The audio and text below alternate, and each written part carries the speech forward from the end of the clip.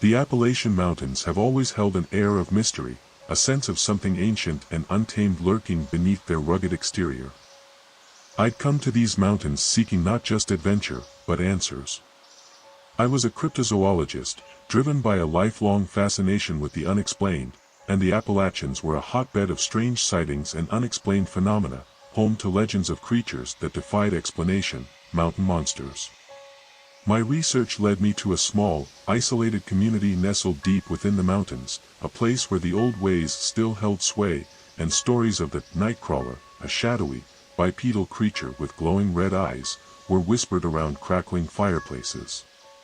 The locals were wary, reluctant to speak of the creature, fearing retribution. But I persisted, driven by a thirst for knowledge, a desire to prove the existence of these elusive beings. After weeks of searching, I finally found an old trapper, a grizzled man named Jedediah, who claimed to have seen the nightcrawler firsthand. He described it as a tall, gaunt figure, with long, spindly limbs and clawed hands, its eyes burning like embers in the dark. He warned me to stay away, to leave the creature undisturbed, but his warnings only fueled my determination. Jedediah reluctantly agreed to lead me to the area where he'd encountered the creature, a remote, heavily wooded valley shrouded in mist and shadow. As we hiked deeper into the wilderness, the air grew heavy, charged with an almost palpable sense of unease. The forest seemed to watch us, the trees whispering secrets in the wind. We reached the valley as dusk began to settle, painting the sky in hues of purple and orange. Jedediah pointed to a series of caves carved into the side of a steep cliff face. "That's where it lives," he said, his voice barely a whisper. "The nightcrawler's lair." He refused to go any further, his fear palpable. I thanked him, and with a mix of excitement and trepidation, I continued on alone, my flashlight beam cutting through the gathering darkness. The air near the caves was cold and damp, heavy with the smell of wet earth and something else. Something musky and unfamiliar. I cautiously approached the largest cave, my heart pounding in my chest. The entrance was shrouded in shadow, the darkness within seeming to beckon me forward. I took a deep breath and stepped inside. The cave was surprisingly spacious, the air still and silent. My flashlight beam danced across the walls, revealing strange markings, symbols etched into the rock. They looked ancient, possibly Native American, but I couldn't decipher their meaning. As I ventured deeper into the cave, I heard a low growl, a guttural sound that resonated through the very rock. I froze, my blood turning to ice. The growl echoed again, closer this time, followed by the sound of something large shifting in the darkness. My heart hammered against my ribs, my breath catching in my throat. I slowly backed away, my flashlight beam shaking, searching for the source of the sound. Then, I saw it. Two glowing red eyes, burning like embers in the darkness, slowly emerged from the shadows. They were set wide apart, suggesting a creature of considerable size. The eyes stared at me, unblinking, malevolent. I wanted to scream, to run, but I was paralyzed with fear, rooted to the spot. The eyes moved closer, and I could make out the outline of a large, shadowy figure, its form shifting and distorted in the flickering light. It was tall, at least 8 feet tall, its silhouette suggesting long, powerful limbs and a hunched posture. The creature let out another growl, a deep, rumbling sound that seemed to vibrate through my very being. I knew, with a chilling certainty, that I was facing the nightcrawler. I raised my camera, my hands shaking, and snapped a picture. The flash momentarily illuminated the creature, revealing a glimpse of its grotesque form, its leathery skin, its sharp claws, its snarling teeth. The nightcrawler roared, a deafening sound that echoed through the cave, and lunged towards me. The roar echoed through the cave, bouncing off the walls and amplifying the terror that gripped me. The nightcrawler lunged, its shadowy form a blur in the flickering beam of my flashlight. I instinctively threw my hands up to shield my face, bracing for the inevitable impact. But it never came. Instead, I heard a loud screech, a sound of pure rage and frustration. I lowered my hands, my heart pounding, and saw that the nightcrawler had stopped just short of me, its massive form outlined against the faint light filtering in from the cave entrance. It swayed slightly, as if disoriented, its glowing red eyes fixated on something behind me. I slowly turned around, my flashlight beam tracing the length of the cave. And then I saw it. A shimmering, almost translucent wall, like a curtain of water, had materialized across the entrance of the cave, sealing me inside, and the nightcrawler out. The creature roared again, slamming its massive fists against the shimmering barrier, but it held firm. The nightcrawler paced back and forth, its frustration growing with each failed attempt to reach me. I watched, mesmerized, as the creature's rage intensified, its roars echoing through the cave. Then, as suddenly as it had appeared, the shimmering barrier vanished. The nightcrawler froze, its eyes still burning with fury, but now tinged with confusion. It looked at me, then at the open cave entrance, then back at me again. It took a tentative step forward, then another, its movements slow and cautious. I held my breath, unsure of what to expect. The creature continued to approach, its massive form looming over me, until it was just a few feet away. It stopped, its head tilted slightly, as if studying me. The red eyes, no longer burning with rage, seemed to flicker with curiosity. I stood my ground, my heart pounding in my chest, my flashlight beam trained on the creature's face. The nightcrawler sniffed the air, its nostrils flaring, and then, to my utter astonishment, it let out a soft, almost mournful whine. It reached out a clawed hand towards me, its movements hesitant, almost gentle. I flinched, but the creature didn't attack. Instead, its hand hovered just inches from my face, its claws retracting slightly. I slowly extended my own hand, my fingers trembling, and touched the creature's. Its skin was surprisingly warm, almost human-like. The nightcrawler leaned closer, its massive head brushing against my shoulder, and let out a soft sigh. Then, it turned and walked towards the cave entrance, pausing at the edge, looking back at me one last time. The red eyes, now soft and gentle, seemed to convey a sense of gratitude, sadness. And then, it was gone, disappearing into the darkness of the Appalachian night. I stood there for a long time, the silence of the cave broken only by the sound of my own ragged breathing. I couldn't explain what had just happened.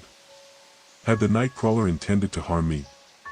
Had something intervened, protecting me from its wrath? Or had I simply witnessed a different side to the creature, a side that the legends and stories had failed to capture? I left the cave, my mind reeling, my understanding of the world forever altered. I had gone into the mountains seeking answers, seeking proof of the existence of mountain monsters. And I had found something far more profound, a glimpse into the unknown, a connection with a creature beyond human comprehension. I had faced my fears, and in doing so, I had discovered a truth that transcended the boundaries of science and legend.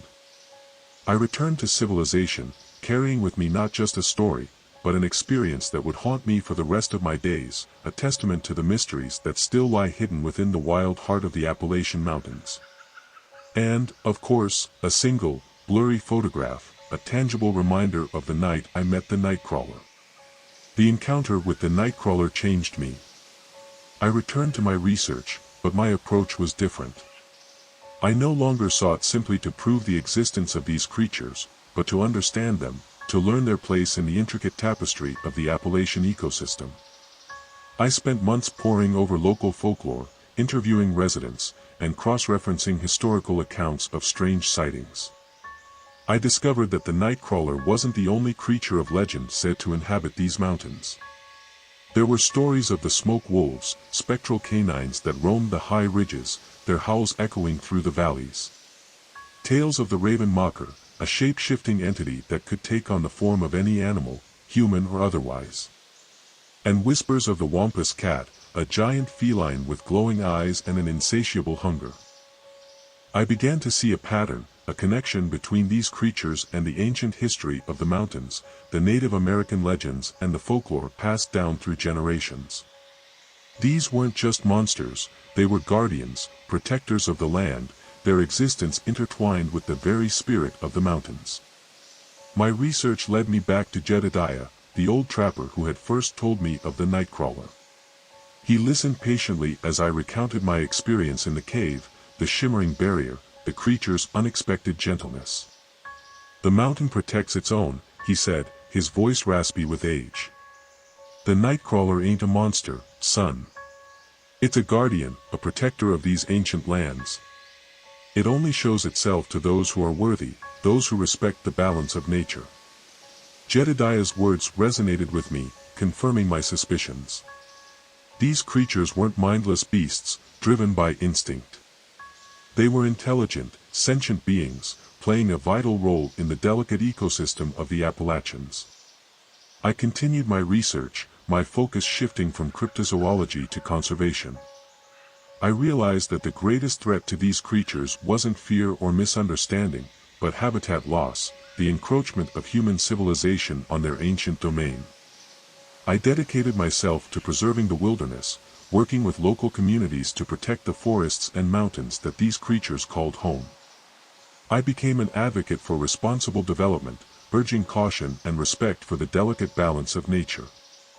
Years passed, and I never saw the Nightcrawler again. But I felt its presence in the rustling leaves, in the whispering wind, in the ancient silence of the mountains. I knew it was still out there, watching, protecting, waiting. And sometimes, late at night, as I sat by the fire, listening to the wind howl through the trees, I would hear a faint, almost mournful whine echoing through the valleys. A reminder of the night I met the Nightcrawler, a testament to the enduring power of mystery and the profound connection between humanity and the wild, untamed heart of the mountains. The story of the Nightcrawler became more than just a chilling tale, it became a call to action, a reminder that we are all connected, and that the fate of these magnificent creatures, and indeed the fate of the planet, rests in our hands. The years turned into decades, and my hair turned gray, mirroring the mist-shrouded peaks of the Appalachians. I'd become a fixture in the small mountain community, known as the Old Man of the Mountains, a respectful nod to my dedication to preserving the wilderness.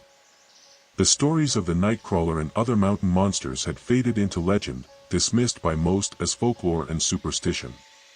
But I knew the truth. I carried it with me, a secret held close to my heart. One cold winter evening, a young woman arrived in town. A journalist, she'd heard whispers of the old legends, of the man who claimed to have met the Nightcrawler. She sought me out, eager to hear my story, hoping to uncover the truth behind the myths. I hesitated at first, reluctant to dredge up the memories of that night, the fear, the wonder, the profound sense of connection. But something in her eyes, a spark of genuine curiosity, convinced me to share my experience. I told her about the Nightcrawler, the shimmering barrier, the creature's unexpected gentleness.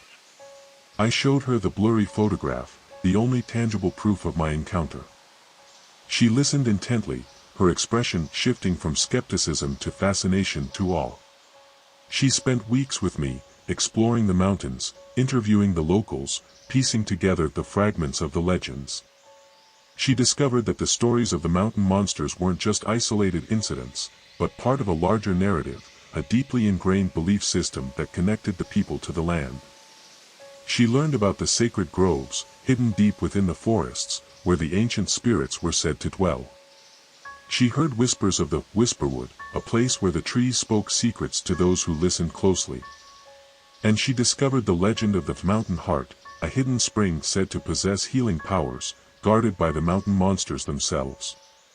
The journalist's investigation culminated in a groundbreaking article, a sensitive and insightful exploration of the mountain monsters and their place in Appalachian culture.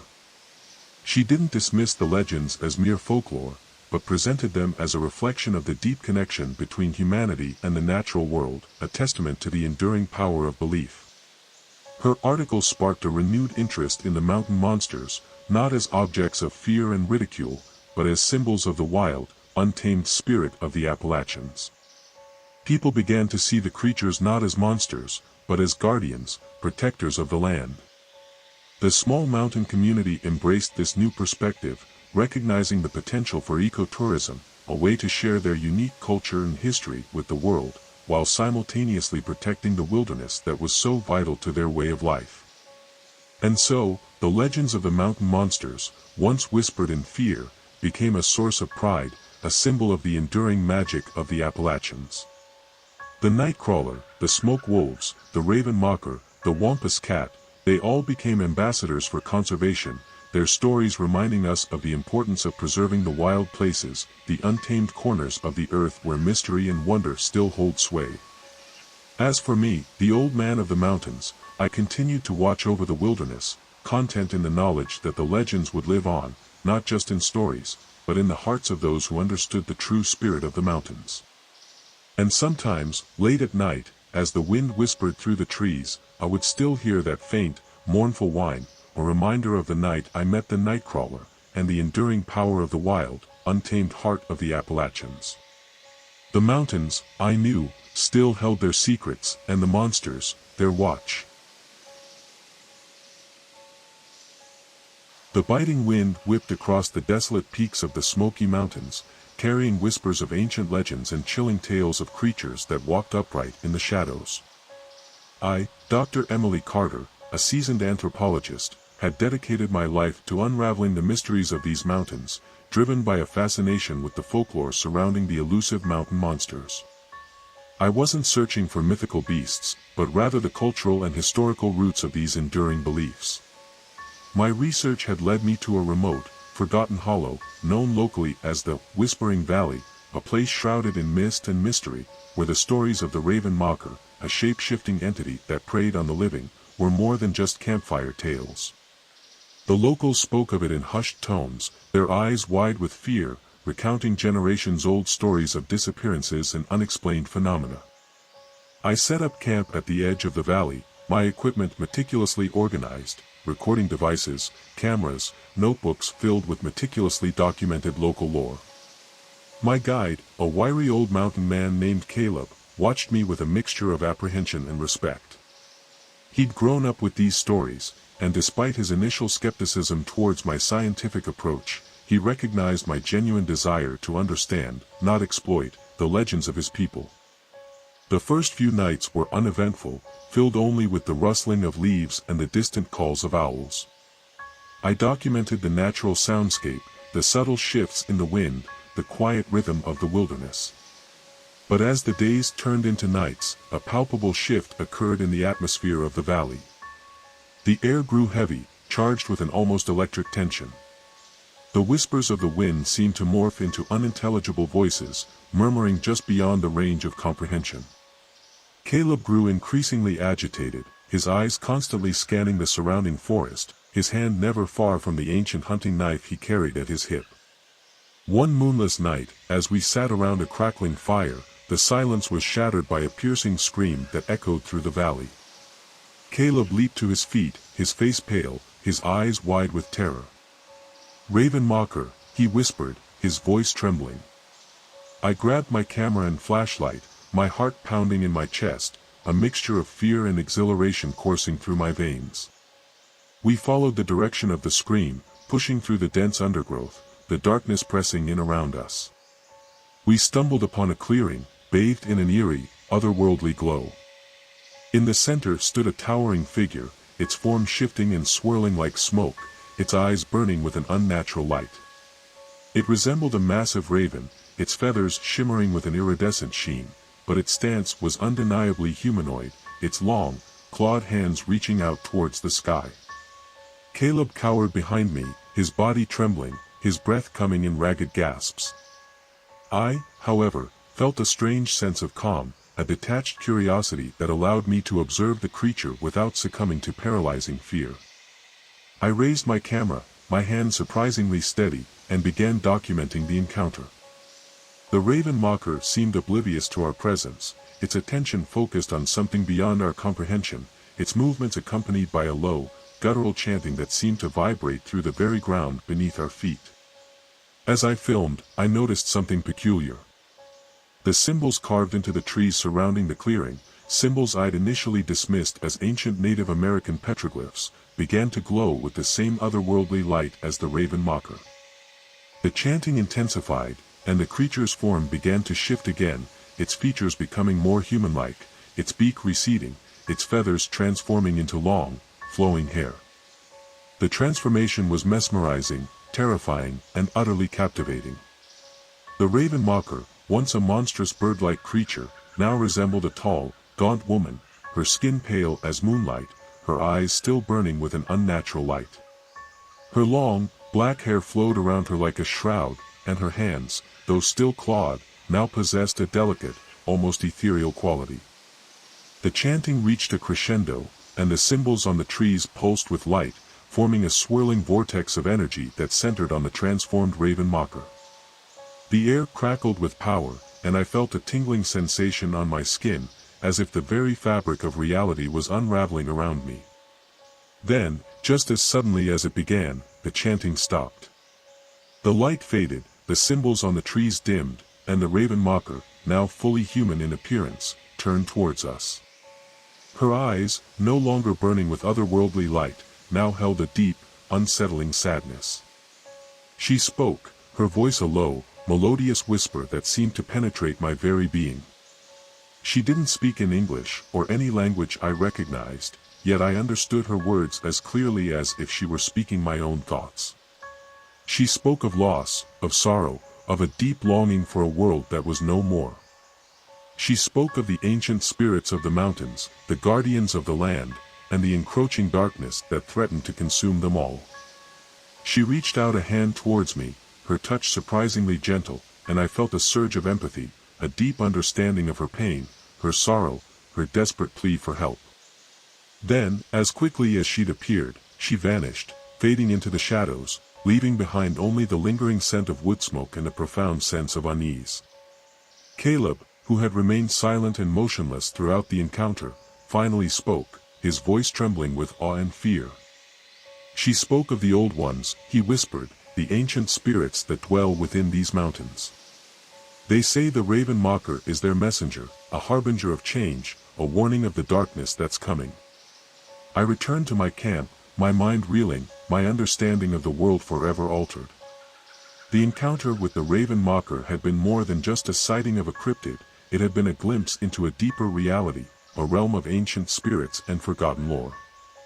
I continued my research, my focus shifting from the physical evidence of mountain monsters to the cultural and spiritual significance of their existence.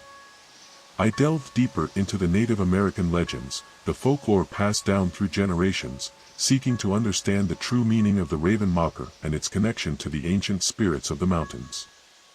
I learned that the raven mocker wasn't just a shape-shifting entity, but a symbol of transformation, a bridge between the worlds of the living and the dead, a guardian of the sacred balance between humanity and nature.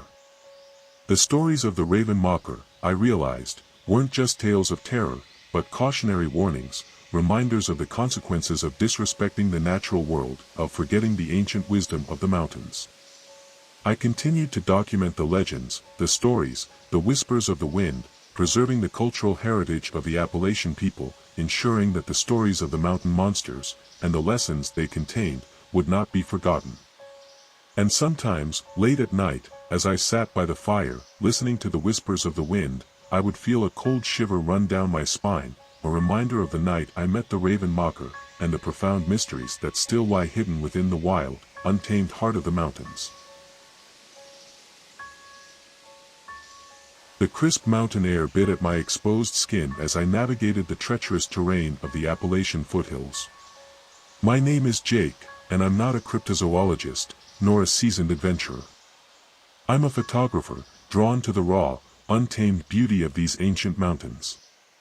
I'd heard the whispers, the campfire stories of strange creatures lurking in the shadows, the wampus cat, a giant feline predator with glowing eyes, the smoke wolves, spectral canines that roamed the high ridges, and the elusive spearfinger, a shape-shifting entity with a long, sharp finger made of stone. I'd always dismissed them as folklore, until I saw something that challenged my skepticism. It was a fleeting glimpse, a blur of movement at the edge of my vision, something large and dark moving through the trees. It was too quick to capture with my camera, but the image burned itself into my memory, a hulking silhouette, moving with an unnatural grace, its eyes glowing like embers in the twilight. Intrigued, I started asking questions, delving into the local lore, seeking anyone who had witnessed something similar. Most dismissed my inquiries, attributing the sightings to bears, deer, or overactive imaginations. But one old woman, a Cherokee elder named Ayana, listened with a knowing smile. She told me stories of the Uctina, a giant serpent-like creature said to inhabit the deepest hollows of the mountains. It was described as having antlers, a crest of feathers, and scales that shimmered like diamonds. It was said to possess immense power, capable of controlling the weather, and its gaze could turn a man to stone. Ayana warned me against pursuing the Uctina, cautioning that it was a creature best left undisturbed. But her warnings, like those before, only fueled my curiosity.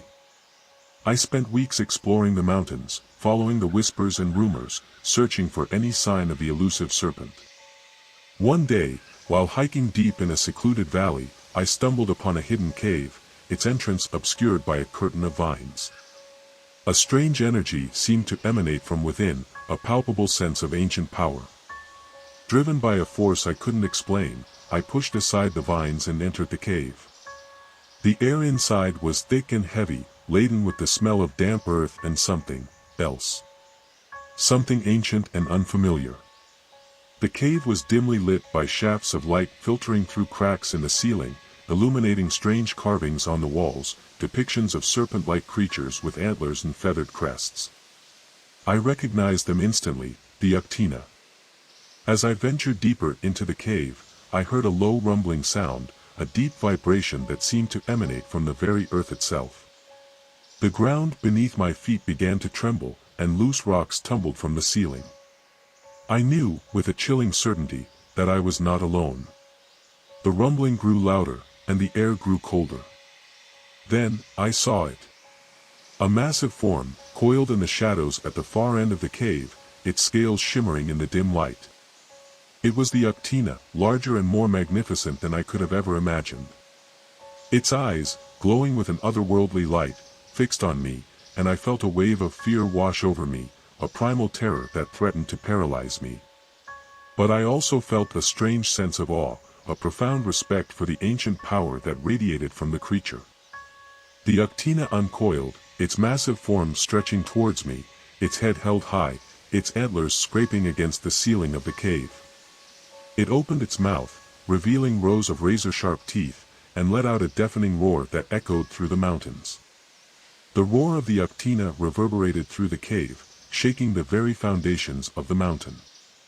I stood frozen, paralyzed by a mixture of terror and awe, the camera clutched tightly in my hand. The creature's massive form filled the cavern, its scales shimmering like 1,000 emeralds in the dim light. Its eyes, glowing with an otherworldly luminescence, bored into me, seeming to penetrate my very soul. I knew I should run, flee back the way I came, but my legs refused to obey. I was trapped, mesmerized by the sheer power and majesty of the creature before me. The Uctina lowered its head, its massive antlers almost brushing against my face, and I could feel the heat radiating from its body, smell the musky scent of its breath. It hissed, a low, guttural sound that vibrated through the air, and I braced myself for the inevitable attack. But instead of striking, the Uctina nudged me gently with its snout, as if examining me, testing me. I slowly extended my hand, my fingers trembling, and touched the creature's scales. They were smooth and cool to the touch, like polished stone. The Uctina didn't recoil, but instead leaned into my touch, its massive head resting against my hand. A wave of understanding washed over me, a sense of connection with this ancient being. I realized that the Uctina wasn't a monster, but a guardian, a protector of these mountains.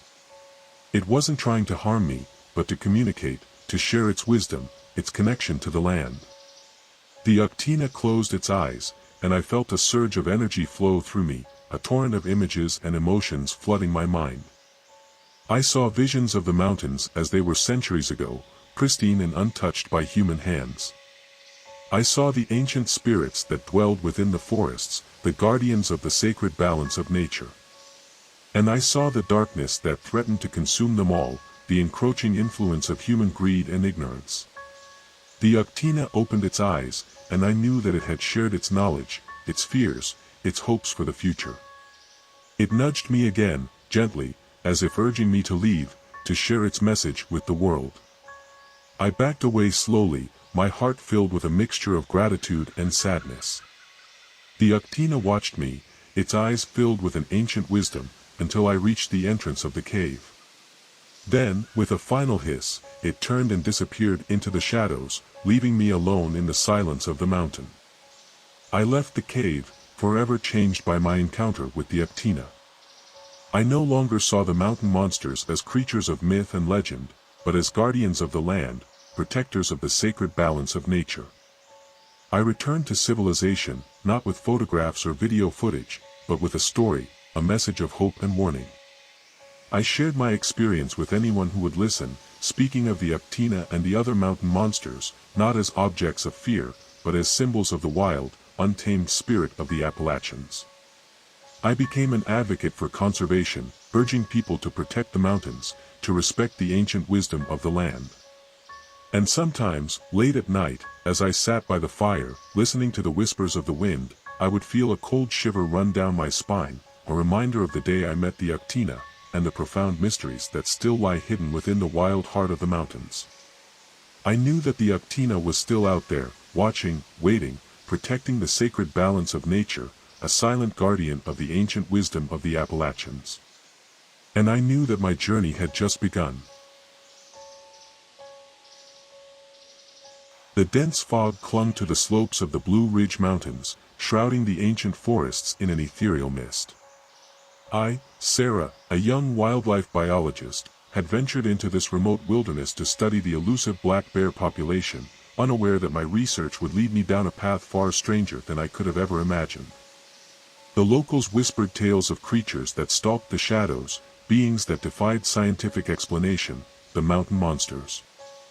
I'd always dismissed them as folklore, until I encountered something that shattered my skepticism. My research led me deep into a secluded valley, a place known locally as the Shadowlands, a name that seemed all too fitting given the perpetual twilight that reigned beneath the dense canopy. It was here, amidst the towering trees and moss-covered rocks, that I first heard it, a low, guttural growl, unlike any sound I'd ever encountered in the wild. I initially dismissed it as a bear, but the growl was deeper, more resonant, vibrating through the very ground beneath my feet. I cautiously followed the sound, my heart pounding in my chest, my scientific curiosity battling with a primal fear. The growl led me to a clearing, where I witnessed a sight that would forever change my understanding of the natural world. Standing in the center of the clearing was a creature unlike anything I'd ever seen, a being straight out of the local legends, the Cougar Man. It was a hulking figure, standing over 8 feet tall, covered in thick, dark fur. Its head was that of a mountain lion, its eyes glowing with an eerie green light, but its body was humanoid, its powerful arms ending in long, sharp claws. The Cougar Man turned its head towards me, its gaze piercing, and I felt a wave of terror wash over me, a primal instinct to flee. But I stood my ground, my scientific training kicking in, my mind racing to categorize, to explain this impossible creature. I reached for my camera, my hands trembling, and snapped a picture. The flash startled the Cougar Man, and it let out a deafening roar, a sound that echoed through the valley, shaking the very leaves from the trees. I stumbled back, my heart pounding in my chest, but the Cougar Man didn't attack. Instead, it turned and bounded into the forest, disappearing into the dense undergrowth with an unnatural speed. I returned to my camp, my mind reeling, the photograph clutched tightly in my hand. The image was blurry, but undeniable, proof of a creature that shouldn't exist. I continued my research, but my focus shifted. The black bears were forgotten, replaced by a burning desire to understand the Cougar Man, to unravel the mystery of its existence. I interviewed the locals, delving deeper into the legends, searching for any clue to the creature's origins. I learned that the Cougar Man was considered a guardian of the mountains, a protector of the sacred balance of nature. It was said to possess immense power, capable of controlling the animals of the forest, and its roar could summon storms from the heavens. I spent months tracking the Cougar Man, following its trail through the Shadowlands, documenting its behavior, its habits, its connection to the land. I discovered that it wasn't a mindless beast, but an intelligent, sentient being, living in harmony with the natural world. One day, I found myself face to face with the cougar man again. This time, it didn't roar, it didn't flee. It simply looked at me, its eyes filled with an ancient wisdom, as if recognizing me, acknowledging my presence. We stood there for a long moment, two beings from different worlds, sharing a silent understanding. Then, the cougar man turned and walked away, disappearing into the shadows, leaving me alone in the heart of the mountains, forever changed by my encounter with the guardian of the Shadowlands. The encounter with the cougar man left an indelible mark on my soul. I returned to civilization, but the mountains called to me, their mysteries beckoning me back. I resigned from my position as a wildlife biologist, dedicating my life to understanding and protecting the creatures of the Shadowlands. I established a small research station near the valley, equipped with state-of-the-art tracking and recording equipment. I spent years studying the cougar man and the other mountain monsters, meticulously documenting their behavior, their interactions with the environment, their place in the delicate ecosystem of the Appalachians. I learned that the cougar man wasn't alone. The Shadowlands were home to a diverse array of creatures, each with its own unique role to play in maintaining the balance of nature. I observed the smoke wolves, their spectral forms moving through the forests like wisps of fog, their howls echoing through the valleys. I witnessed the raven mocker, a shape-shifting entity that could take on the form of any animal, its presence marked by a chilling silence. And I even caught a fleeting glimpse of the elusive spearfinger, its long, sharp finger glinting in the moonlight. My research revealed that these creatures weren't simply monsters, but guardians, protectors of the ancient wisdom of the mountains. They were the keepers of the balance, ensuring the harmony between the natural world and the encroaching influence of humanity. But the balance was threatened. Logging companies were encroaching on the Shadowlands, their chainsaws tearing through the ancient forests, destroying the habitat of the mountain monsters and disrupting the delicate ecosystem. I knew I had to act. I used my research, my photographs, my eyewitness accounts, to raise awareness of the plight of the Shadowlands. I spoke at town meetings, I contacted environmental organizations, I wrote articles and gave interviews, sharing my knowledge and my passion for protecting these unique creatures and their fragile habitat. My efforts were met with resistance. Many dismissed my claims as the ramblings of a woman obsessed with folklore. But I persisted, driven by my unwavering belief in the importance of preserving the wild places, the untamed corners of the earth where mystery and wonder still held sway. Slowly, my message began to resonate. People started to listen, to understand the importance of protecting the Shadowlands, not just for the sake of the mountain monsters, but for the future of the entire ecosystem. The logging companies were forced to halt their operations, and the Shadowlands were designated a protected wilderness area, a sanctuary for the creatures that called it home.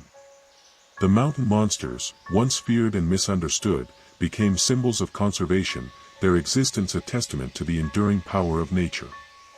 I continued to live in the mountains, watching over the Shadowlands, protecting the creatures that had become my family.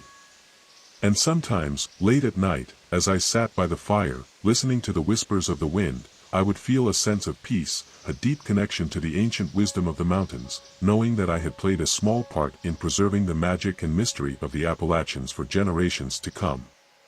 The cougar man, the smoke wolves, the raven mocker, the spear finger, they were all still out there, watching, waiting, protecting the sacred balance, their existence a constant reminder of the wild, untamed heart of the mountains.